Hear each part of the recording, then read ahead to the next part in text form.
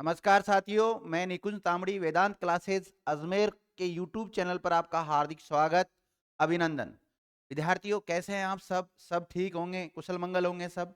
तो विद्यार्थियों, आज हम जो चर्चा करेंगे वो करेंगे 4 जनवरी 2024 से रिलेटेड जो भी करंट फैक्ट बनते हैं उसके बारे में। और आज का जो पहला फैक्ट है यह है कि हाल ही में 1 जनवरी 2024 को डीआरडीओ ने अपना स्थापना दिवस मनाया विद्यार्थियों। तो इस बार डीआरडीओ ने अपना सेलिब्रेट इस 66th फाउंडेशन डे कब मनाया? कौन से नंबर का विद्यार्थी है? तो ये 66वें नंबर का है। कौन से नंबर का है? 66वें नंबर का इस बार इसने अपना स्थापना दिवस मनाया है। अब देखो, डीआरडीओ का नाम तो आपने सुना ही है, डिफेंस रिसर्च डेवलपमेंट ऑर्गेनाइजेशन इसका पूरा नाम होता है। और इसको 1 जनवरी को ही क्यों मनाया जाता है? क्योंकि 1 जनवरी को इसकी स्थापना हुई थी विद्यार्थियों, इसलिए 1 जनवरी को मनाया जाता है। डीआरडीओ फाउंडेशन डे कह दो या इसको डीआरडीओ स्थापना दिवस कह दो, बात एक ही है। इस बार ये कौन सा नंबर का इसका संस्करण था? तो ये 66वें नंबर का था विद्यार्थियों। भारतीय सेना के पहले से चले आ रहे, देखो डीआरडीओ की जो स्थापना की गई, ऐसा डीआरडीओ को जो स्थापित किया गया, इसमें कौन कौन सी संस्थाओं को मिलाकर डीआरडीओ बना? तो एक तो तकनीकी विकास प्रतिष्ठान जिसको टीडीईएस कहते हैं, इसके अलावा एक रक्षा विज्ञान संगठन डीएसओ, और एक तकनीकी विकास एवं उत्पाद निदेशालय यानी कि डीटीडीपी को मिलाकर किया गया। इन तीन को मिलाकर डीआरडीओ का गठन किया गया। अभी मौजूदा समय में जो डीआरडीओ है, इसके पास विद्यार्थियों 5000 वैज्ञानिक काम करते हैं। कितने साइंटिस्ट काम करते हैं? लगभग 5000 वैज्ञानिक काम करते हैं, और साथ ही में लगभग 30,000 अन्य कर्मचारी भी काम करते हैं साइंटिस्टों के अलावा। अब डीआरडीओ चर्चा में है तो डीआरडीओ के बारे में कुछ स्टैटिक्स पॉइंट है, इनको जान लेते हैं। डीआरडीओ का पूरा नाम होता है defence research and development organisation होता है। इसको हिंदी में बोलते हैं रक्षा अनुसंधान और विकास संगठन। क्या बोलते हैं? रक्षा अनुसंधान और विकास संगठन, इसको हिंदी में इसका पूरा नाम है। इसकी स्थापना हुई थी 1 जनवरी 1958 को, इसलिए प्रतिवर्ष 1 जनवरी को इसका स्थापना दिवस मनाया जाता है, और इसलिए अब ये चर्चा में रहा था। अगर इसके हेडक्वार्टर की बात करें कि डीआरडीओ का हेडक्वार्टर कहाँ है, तो नई दिल्ली में। कहाँ पर है? नई दिल्ली में है। वर्तमान में इसके जो चेयरपर्सन है, प्रमुख है उसका नाम क्या है? Doctor Sameer V Kamat. कौन है? डॉक्टर समीर वी कामत है।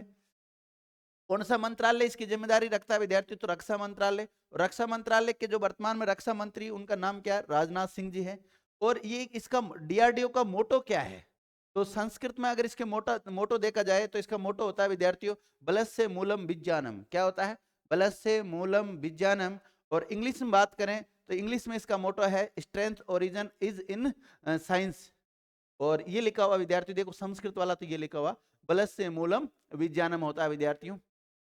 तो ये है डीआरडीओ के बारे में सारा डिटेल्स। देखिए, डीआरडीओ सेना से संबंधित जैसे मिसाइल वगैरह का जो निर्माण करता है या इनका परीक्षण जो करता है वो डीआरडीओ के द्वारा किया जाता है, ध्यान रखना। लेकिन अगर स्पेस से संबंधित बात करें, अंतरिक्ष से रिलेटेड जो संस्था काम करती है उसका नाम इसरो है। क्या नाम है उसका? इसरो। तो इसरो अलग है, डीआरडीओ अलग है। डीआरडीओ का काम तो रक्षा से संबंधित काम करना है, और इसरो का काम स्पेस से संबंधित काम करना है, यानी कि अंतरिक्ष से रिलेटेड काम करना होता है। तो अब आप कमेंट करके बताओ इसरो का पूरा नाम क्या होता है? इसरो के वर्तमान में जो चीफ है उनका नाम क्या है? दोनों कमेंट करके बताइएगा आप। अगला जो पर्सन है विद्यार्थियों, हाल ही सॉरी इसी का ही रह गया विद्यार्थियों, कब कब ये डीआरडीओ चर्चा में रहा था? तो देखिए, हाल ही में डीआरडीओ ने वायु रक्षा क्षमताओं में क्रांति लाने के लिए प्रोजेक्ट कुशा शुरू किया था, उस समय भी डीआरडीओ चर्चा में था। ठीक है, अब डीआरडीओ तो कंप्लीट हो गया। आगे देखिए, हाल ही में प्रधानमंत्री नरेंद्र मोदी ने अयोध्या में 2 नई अमृत भारत ट्रेन और 6 वंदे भारत ट्रेनों का उद्घाटन किया। तो अमृत ट्रेन का कितनी थी? 2 अमृत ट्रेनों का उद्घाटन किया, और वंदे भारत ट्रेनों का कितनी का? 6 का। और कहां पर किया? अयोध्या में किया। विद्यार्थियों, अयोध्या जो रेलवे स्टेशन था उसका नाम अभी हाल ही में चेंज किया गया था, और चेंज करके कर दिया गया था अयोध्या धाम। क्या कर दिया गया? अयोध्या धाम। इसी प्रकार जो अयोध्या में एक एयरपोर्ट है जिसको अयोध्या इंटरनेशनल एयरपोर्ट के नाम से जानते थे, लेकिन बीच में उसका नाम रख दिया गया था पुरुषोत्तम श्री राम के नाम पर। उसका नाम एयरपोर्ट रख दिया, मतलब जो वहाँ का एयरपोर्ट था उसका श्री राम के नाम पर रख दिया गया था, भगवान श्री राम के नाम। और अब उसका नाम चेंज कर दिया है, महर्षि वाल्मीकि इंटरनेशनल एयरपोर्ट नाम कर दिया, ध्यान रखना। ये थोड़ा सा आपको कुछ फैक्ट याद होने चाहिए। देखिए, अगर बात करें इसको कहाँ से उद्घाटन किया गया है, तो अयोध्या धाम रेलवे स्टेशन से किया है। 22 जनवरी 2024 को भव्य राम मंदिर का उद्घाटन और अभिषेक किया जा रहा है। तो राम मंदिर का जो शुभारंभ हो रहा है विद्यार्थियों, जो उद्घाटन किया जा रहा है या अभिषेक किया जा रहा है, वो कब किया जा रहा है? 22 जनवरी को। ये डेट याद रखना विद्यार्थी, डेट पूछी जा सकती है। अभी तो क्योंकि चर्चा में आपको याद रह जाएगी, लेकिन कुछ समय बाद में ये डेट याद नहीं रहने वाली आपको। तो अमृत भारत एक्सप्रेस LHB उस तकनीकी की विशिष्ट विशेषताओं के साथ सुपर फास्ट यात्री ट्रेनों की एक नई श्रेणी, ध्यान रखना, अमृत भारत एक्सप्रेस ट्रेन। इसके अलावा 2 अमृत भारत ट्रेनें, जैसे अयोध्या अमृत भारत एक्सप्रेस के माध्यम से दरभंगा से दिल्ली के आनंद विहार टर्मिनल तक जाएगी। दूसरी की बात करें तो मालदा टाउन से Bengaluru sir M Visvesvaraya terminal Amrit Bharat express, इसका नाम होगा विद्यार्थी, ये जाएगी। अगला प्रश्न है विद्यार्थी, इसने भी अभी हाल ही में गिनीज वर्ल्ड रिकॉर्ड बनाया है। ये प्रश्न क्या है कि हाल ही में गुजरात में सबसे बड़े सूर्य नमस्कार कार्यक्रम का आयोजन किया गया था, और इतना बड़ा यह आयोजन था कि इसका रिकॉर्ड किया गया विद्यार्थी, इसको गिनीज वर्ल्ड रिकॉर्ड में ध्यान रखिए। दुनिया के इस सबसे बड़े सामूहिक सूर्य नमस्कार में 108 स्थानों और 51 श्रेणियों में 4000 प्लस प्रतिभागियों ने भाग लिया। तो 108 स्थानों पर भाग लिया था और 51 श्रेणियों में भाग लिया, और 4000 प्लस लोगों ने भाग लिया था इसमें। इस विशाल आयोजन के स्थानों में प्रतिष्ठित मोढेरा सूर्य मंदिर भी शामिल है। 108 की जो संख्या है वो भारतीय संस्कृति में विशेष महत्व रखती है, और पृथ्वी से सूर्य और चंद्रमा की औसत दूरी उनके संबंधित व्यास का ठीक 108 गुना होता है, इसलिए हम भारतीय संस्कृति में 108 को ज्यादा मतलब मानते हैं। ऐसा इस अंक को देखा जाता है कई बार। अब गिनीज वर्ल्ड रिकॉर्ड बने अभी हाल ही में, किस किस बात को लेके गिनीज वर्ल्ड रिकॉर्ड बने हैं इनको देख लीजिए। कुछ समय पहले मैंने बताया था आपको, मध्य प्रदेश के ग्वालियर में 99वें नंबर का जो तानसेन समारोह है 2023 में 1500 तबला वादकों ने एक साथ प्रस्तुति दी, वो भी एक प्रकार का रिकॉर्ड ही बना था मध्य प्रदेश में। अब देखिए, पुणे में सबसे बड़ी पठन गतिविधियों का रिकॉर्ड बना थोड़े दिन पहले, महाराष्ट्र में पठन गतिविधि आयोजित हुई थी, वो भी गिनीज बुक यानी कि गिनीज वर्ल्ड रिकॉर्ड बना था।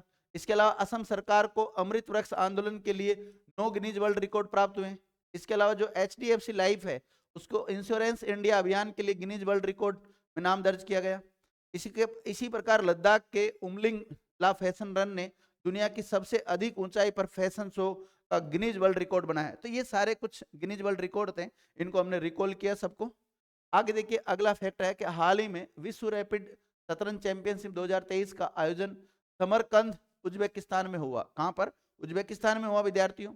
इसमें जो भारतीय ग्रैंड मास्टर कोनेरू हम्पी है, उसने महिलाओं की व्यक्तिगत श्रेणी में सिल्वर मेडल जीता है, रजत पदक जीता है। कौन सा जीत लिया इसने? रजत पदक जीता है विद्यार्थियों। इसी प्रकार जो वहां की रूसी खिलाड़ी अनास्तासिया बोडनारुक ने गोल्ड मेडल जीता। तो गोल्ड मेडल तो विद्यार्थियों रूस की खिलाड़ी ने जीता है, और सिल्वर भारतीय खिलाड़ी ने जीता है, जिसका नाम क्या है? कोनेरू हम्पी। ध्यान रखना, कोनेरू हम्पी की बात करें तो इसने 2012 में जो मास्को रूस में कांस्य पदक जीता था, और 2019 में जॉर्जिया के बटूमी में गोल्ड मेडल जीता था विद्यार्थियों, और विश्व चैंपियनशिप बनी थी उस समय। इसके अलावा सुब्बारमन विजय लक्ष्मी शतरंज में पहली महिला भारतीय ग्रैंड मास्टर है। ध्यान रखना, 2001 में बनी थी। और भारत के जो पहले ग्रैंड मास्टर का नाम पूछा जाए कि भारत के पहले ग्रैंड मास्टर कौन है, तो विश्वनाथ आनंद है, 1988 में ये बने थे विद्यार्थियों। अगला प्रश्न है कि हाल ही में भारत का पहला पूर्ण बालिका सैनिक स्कूल कहां पर खोला गया? तो वो खोला गया उत्तर प्रदेश में, और उत्तर प्रदेश में भी कौन से स्थान पर? वृंदावन पर। तो विद्यार्थियों ये प्रश्न बहुत इंपॉर्टेंट हो जाता है, ध्यान रखना। इस प्रश्न से प्रश्न बनने की संभावना पूरी पूरी लग रही है। देखिए, इसका जो उद्घाटन किया गया वो हमारे रक्षा मंत्री राजनाथ सिंह जी के द्वारा किया गया, और ये जो वृंदावन है विद्यार्थियों, ये मथुरा जिले में आता है उत्तर प्रदेश में। और इस स्कूल का जो नाम होने वाला है वो नाम क्या रहेगा? संविद गुरुकुल गर्ल्स सैनिक स्कूल रहेगा। स्कूल का नाम भी याद रखना विद्यार्थियों, ये नाम पूछा जा सकता है। रक्षा मंत्रालय के द्वारा मिजोरम के छिंगछिप में स्थित सैनिक स्कूल में शुरू किए गए पायलट प्रोजेक्ट की सफलता के बाद ये फैसला लिया गया, क्योंकि जब भी कोई ऐसी योजना लेके आते हैं या कोई प्लानिंग लेके आते हैं तो उससे पहले एक पायलट प्रोजेक्ट प्लान लेके आते हैं विद्यार्थी, उस पर काम करते हैं। अगर वो सफल होता है तो उसके बाद बड़े लेवल पर काम करते हैं। तो एक छोटे लेवल पर काम किया गया था, कहां पर? मिजोरम की जो छिंगछिप में एक सैनिक स्कूल है उसमें इस प्रकार का कार्य हुआ था। भारत में अगर पहली की बात करें कब कब कौन कौन पहला हुआ, तो इन जो फैक्ट रहे हैं विद्यार्थी इस बार चर्चा में उनको देख लेते हैं। तो भारत का पहला पूर्ण बालिका सैनिक स्कूल तो वृंदावन में बन गया है, और भारत के पहले पनडुब्बी पर्यटन शुरू करने वाला जो राज्य बना वो गुजरात बना, मैंने बताया था आपको। और देश का पहला AI शहर कौन सा बना था? लखनऊ, यूपी। यूपी की राजधानी भी क्या होती है? लखनऊ होती है। लखनऊ कौन सी नदी के किनारे स्थित है? तो गोमती नदी के किनारे। कौन सी के? गोमती नदी के किनारे स्थित है विद्यार्थियों। और भारत की पहली 6 लेन स्टील स्लैग आधारित सड़क जो बनाई गई वो कहाँ बनाई गई? सूरत में बनाई जा रही है। देश का पहला बुलेट ट्रेन स्टेशन कहाँ बन रहा है? अहमदाबाद में। और देश का पहला nano liquid DAP fertilisers plant का जो उद्घाटन किया था विद्यार्थी, वो किसने किया? गृह मंत्री अमित शाह के द्वारा किया गया। इसके अलावा 16.1 मिलियन मीट्रिक टन कार्गो का एक महीने में संभालने वाला भारत का पहला बंदरगाह कौन सा बना था? मुद्रा बंदरगाह या मुद्रा पोर्ट। और ये कहां पर है? गुजरात में। और भारत का पहला वेटलैंड शहर कौन सा बना? उदयपुर, राजस्थान का। और भारत की पहली रामसर साइट कौन सी अगर आपसे पूछा जाए तो चिल्का झील है, उड़ीसा में पड़ती है। और भारत का पहला लाइट हाउस उत्सव कहाँ मनाया गया था? गोवा में। देश का पहला कार्टोग्राफी संग्रहालय कहां पर खोला गया? मसूरी, उत्तराखंड में। और देश का पहला एयर फाइबर ब्रॉडबैंड किसके द्वारा शुरू किया गया? जियो फाइबर के द्वारा शुरू किया गया। और भारत का पहला सौर शहर कौन सा है? सांची। अगर उत्तर प्रदेश का पहला सौर सिटी पूछा जाए तो आपको बताना अयोध्या। क्या जवाब देना है? अयोध्या। लेकिन भारत का पूछा जाए विद्यार्थियों तो भारत का कौन सा है? तो भारत का है सांची। और सांची कौन से राज्य में आता है? तो मध्य प्रदेश में पड़ता है। और देश का पहला सोलर मिशन आदित्य L1 किसके द्वारा लॉन्च किया गया? इसरो के द्वारा, इंडियन स्पेस रिसर्च ऑर्गेनाइजेशन के द्वारा इसको लॉन्च किया गया था। और भारत का पहला सोलर रूफ साइकिलिंग ट्रैक कहाँ बना? हैदराबाद में। और भारत का पहला night street racing street circle कहाँ पर है? चेन्नई में। कहाँ पर है? चेन्नई, तमिलनाडु में। अगला देखिए, हाल ही में RK त्यागी को PGIL में CMD का कार्यभार संभाला। परमानेंट नहीं बने विद्यार्थियों, क्योंकि अभी इससे पहले थे K श्रीकांत, उन्होंने इसके स्थान लिया केवल कार्यकारी के रूप में, परमानेंट इनको नहीं बनाया गया है। तो PGCIL चर्चा में आ जाता है। एक तो PGCIL के बारे में हम जान लेते हैं। PGCIL को हम पावर ग्रिड भी कहते हैं। क्या कहते हैं? पावर ग्रिड भी कहते हैं। इसका पूरा नाम होता है PGCIL का power grid corporation of India limited, इसका पूरा नाम है। अगर बात करें इसकी स्थापना की तो 1989 में इसकी स्थापना हुई। इसका हेडक्वार्टर है विद्यार्थियों गुरुग्राम में। और गुरुग्राम पड़ता है हरियाणा में। और गुरुग्राम को पहले गुड़गांव के नाम से जानते थे। किस नाम जानते थे? गुड़गांव के। लेकिन अब इसका नाम चेंज हो गया है, गुरुग्राम बोलते हैं इसको। और इसके जो CMD कौन थे पहले? K श्रीकांत। K श्रीकांत का पूरा नाम मिलता है कंदीकुप्पा श्रीकांत। और अब कार्यकारी किसको बना दिया गया? RK त्यागी को बना दिया गया विद्यार्थियों। किसको बना दिया गया? RK त्यागी को। हाल ही में ऑस्ट्रेलिया के खिलाड़ी डेविड वार्नर ने वनडे क्रिकेट से संन्यास लेने की घोषणा कर दी विद्यार्थियों। ये डेविड वार्नर आपको दिखाई दे रहे हैं, ऑस्ट्रेलिया के प्लेयर है, ध्यान रखना। इनके द्वारा भी ये घोषणा की गई है। इन्होंने विद्यार्थियों इस साल के 2024 की जो पहला दिन था 1 जनवरी के दिन ही संन्यास की घोषणा की है। और ये ऑस्ट्रेलिया के लिए वनडे क्रिकेट में सबसे ज्यादा रन बनाने वाले 6ठे नंबर के बल्लेबाज है विद्यार्थी। कौन से नंबर के? 6ठे नंबर के बल्लेबाज है। और ये ऑस्ट्रेलिया के सबसे तेज 4000, 5000 और 6000 वनडे में रन बनाने वाले बल्लेबाज भी यही है। आज का जो प्रश्न है विद्यार्थियों अगला, वो है कि पंजाब नेविगेशन प्लेटफॉर्म पर दुर्घटना संभावित स्थानों का मानचित्र करने वाला भारत का पहला राज्य बना। तो पहला राज्य कौन सा बन गया विद्यार्थियों? पंजाब। जो भी दुर्घटना स्थल पॉइंट्स होते हैं विद्यार्थियों, उनको मतलब एक प्रकार से नेविगेशन जो प्लेटफॉर्म है उस पर इंगित किया गया। मतलब क्या होगा, जैसे हम कई बार उस ऐप में देखेंगे कि कौन कौन से दुर्घटना, जैसे सड़क पर हम चलते रहते हैं, अब हमें क्या पता आगे मोड़ खतरनाक वाला जहां बहुत ज्यादा दुर्घटना होने की संभावना है, या फिर ऐसा कंजस्टेड एरिया आने वाला जहां पर ज्यादातर दुर्घटनाएं होती रहती है, एक्सीडेंट होते रहते हैं आए दिन। क्योंकि हम कई बार अननोन जगह जाते हैं, हमें पता नहीं रहता। लेकिन अगर इस सिस्टम को हम फॉलो करेंगे, इस एप्लीकेशन को अगर हम यूज लेंगे, तो हमें अलर्ट मिल जाएगा पहले ही। यानी कि 100 मीटर पहले हमें पता लग जाएगा कि भाई आगे खतरनाक मोड़ है या आगे खतरनाक दुर्घटना स्थल पॉइंट्स है, तो उनके बारे में हमें सूचित हो जाएगा, अलार्म बज जाएगा हमारा। या फिर हम जो एप्लीकेशन चला रहे हैं उसमें हमें पता चल जाएगा। और पता चल जाएगा तो फिर हम हमारी कार जो भी व्हीकल है हमारे पास, तो हम क्या कर लेंगे? स्पीड धीरे कर लेंगे, तो हम दुर्घटना होने से बच जाएंगे। देखिए क्या है, नेविगेशन सिस्टम मैपल्स ऐप जो मैप माई इंडिया द्वारा विकसित किया गया है। ये ऐप यात्रियों को आने वाले ब्लैक स्पॉट के बारे में चेतावनी देते हुए पंजाबी में वॉइस अलर्ट प्रदान करता है।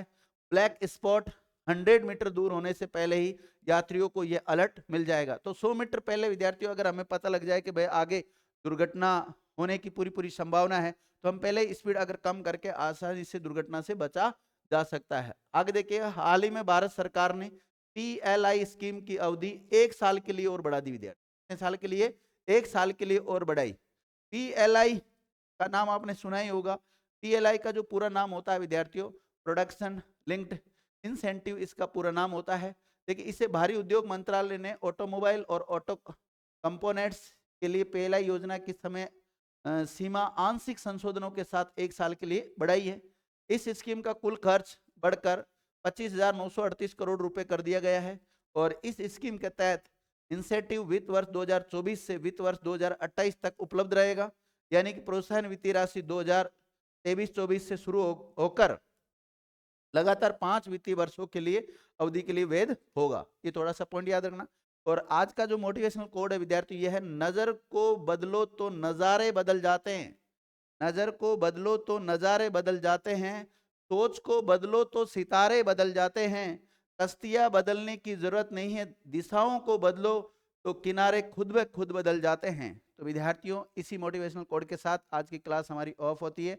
आज आपको हमारी क्लास कैसी लगी कमेंट करके जरूर बताना। थैंक यू विद्यार्थियों।